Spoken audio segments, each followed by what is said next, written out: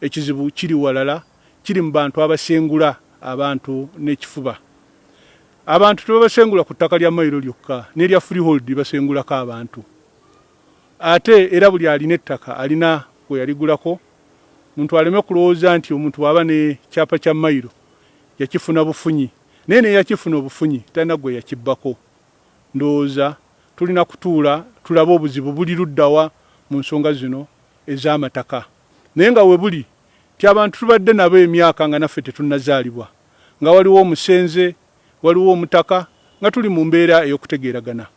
Obuzibu ndowooza buvudde ku bannaffe abalina omuze ogw'okusiba waaya ne bagobako abantu.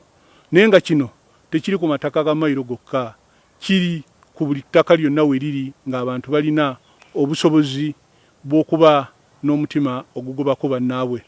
Ekyokulabirako kyempa wano ewaffe ekibuli lusozi lunene nnyo, naye ogutundu ogusingako guliko na bali b'amalwa, banywi b'amalwa, kwe banywera amalwa gaabwe ku ttaka lyaffe ery'obusiraamu. Naye tubadde nabo era tetubasengulangako. Nejjuza awo twatandise pulojekiti nene nnyo ya buwumbi ng'ana.